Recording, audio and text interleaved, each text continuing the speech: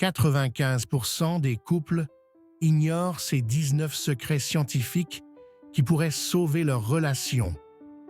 Et si vous étiez parmi eux? Dans les 12 prochaines minutes, vous allez découvrir ce que les couples qui durent font différemment.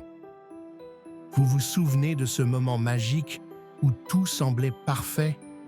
Les papillons dans le ventre, les regards complices, l'impression que rien ne pourrait vous séparer. Mais aujourd'hui, c'est différent. Les disputes se multiplient, les silences s'installent, et vous vous demandez parfois si cette étincelle existe encore. Vous n'êtes pas seul. Des millions de couples traversent cette même tempête, cherchant désespérément à retrouver cette connexion perdue. Voici la vérité que personne ne vous dit. Être heureux en couple n'est pas une question de chance ou de destin. C'est une science. Des chercheurs ont passé des décennies à étudier les couples qui traversent les années sans perdre leur flamme. Et ils ont découvert quelque chose de fascinant. Ces couples partagent 19 habitudes précises, mesurables, reproductibles. Aujourd'hui, je vais vous révéler chacune d'entre elles. Ces 19 habitudes sont divisées en 7 piliers fondamentaux. Chacun d'eux agit comme une brique dans la construction d'une relation indestructible. Accrochez-vous bien, car ce que vous allez découvrir va complètement transformer votre vision du couple. Premier pilier, la communication en couple. Mais attention, on ne parle pas de la communication que tout le monde pratique. Les couples heureux maîtrisent l'art de l'écoute active. Ils ne préparent pas leurs réponses pendant que l'autre parle. Ils écoutent vraiment, avec leur cœur autant qu'avec leurs oreilles. Ils posent des questions ouvertes, reformulent pour s'assurer d'avoir compris. Et surtout, ils créent un espace sécurisé où chacun peut s'exprimer sans jugement. La recherche montre que les couples qui pratiquent 20 minutes de conversation profonde par jour ont 40% plus de chances de rester ensemble sur le long terme. Pas de conversation superficielle sur la météo, mais de vraies discussions sur les rêves, les peurs, les aspirations. Deuxième pilier, l'intelligence émotionnelle. Les couples qui durent ont compris quelque chose d'essentiel. Les émotions ne sont pas des ennemis, ce sont des messagères. Quand votre partenaire est en colère, il n'est pas contre vous, il souffre de quelque chose. L'intelligence émotionnelle, c'est cette capacité à identifier, comprendre et réguler ses propres émotions, tout en restant connecté à celles de l'autre. C'est reconnaître les déclencheurs émotionnels, ces petites choses qui activent nos blessures du passé. C'est aussi savoir quand prendre du recul, respirer et revenir à la conversation avec un esprit apaisé.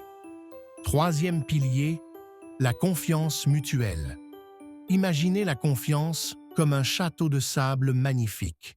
Il faut des heures pour le construire, grain après grain, mais une seule vague peut tout emporter.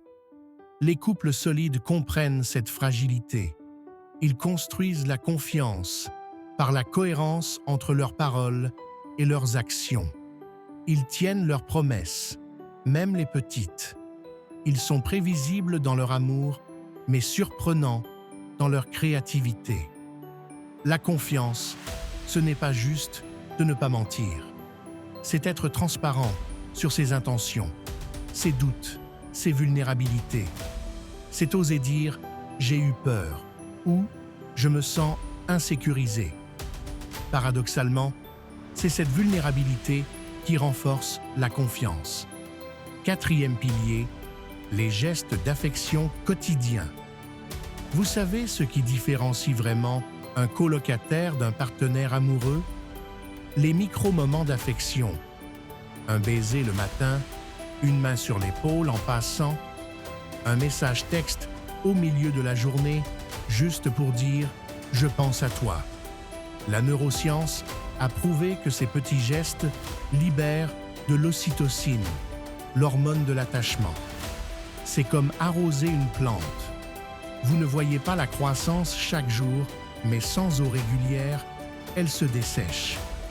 Les couples heureux font de l'affection une habitude non négociable, pas quelque chose qui arrive seulement quand ils en ont envie.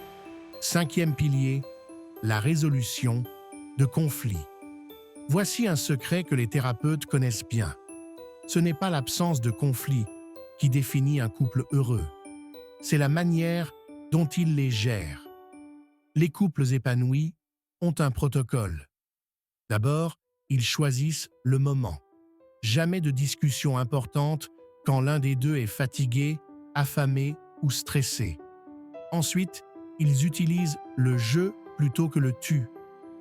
Je me sens blessé quand, plutôt que « tu fais toujours », ils cherchent à comprendre avant d'être compris. Et surtout, ils se rappellent qu'ils sont dans la même équipe. Ce n'est pas vous contre votre partenaire, c'est vous deux contre le problème. 6e pilier, la transparence et l'honnêteté. Les couples qui durent ont compris que les petits mensonges sont des termites invisibles qui rongent la structure de la relation. Mais l'honnêteté dont je parle va au-delà de ne pas mentir. C'est être transparent sur vos finances, vos amitiés, vos interactions avec les autres. C'est partager votre code de téléphone sans hésitation, non pas parce que l'autre doit vous surveiller, mais parce que vous n'avez rien à cacher. C'est admettre vos erreurs rapidement, sans excuse ni justification. « J'ai tort, je m'excuse » est l'une des phrases les plus puissantes d'une relation saine. 7e et dernier pilier, l'équilibre entre vie personnelle et vie de couple. Voici un paradoxe fascinant. Les couples les plus fusionnels ne sont pas les plus heureux. Les couples épanouis comprennent que chacun a besoin de son propre espace pour grandir. Ils encouragent les passions individuelles, les amitiés extérieures au couple, les moments de solitude. Pourquoi? Parce qu'un couple n'est pas l'union de deux moitiés qui forment un tout. C'est la rencontre de deux personnes complètes qui choisissent de partager leur vie. Quand vous revenez d'une activité qui vous passionne, vous avez quelque chose à apporter à la relation. Vous êtes énergisé, inspiré, vous avez des histoires à raconter. Cet équilibre crée une dynamique saine où l'amour est un choix quotidien, pas une dépendance. Voilà, les 7 piliers et les 19 habitudes qui transforment une relation ordinaire en une histoire d'amour extraordinaire. Ce n'est pas de la magie, c'est de la méthode. Ce n'est pas du hasard, c'est du travail conscient. La bonne nouvelle, vous pouvez commencer aujourd'hui, maintenant, avec une seule de ces habitudes.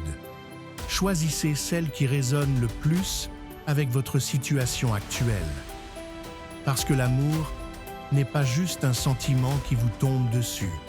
C'est une compétence que vous développez, jour après jour, choix après choix. Si cette vidéo a résonné en vous, montrez-le en likant et en vous abonnant pour ne manquer aucun secret de psychologie. Et maintenant, j'ai une question pour vous.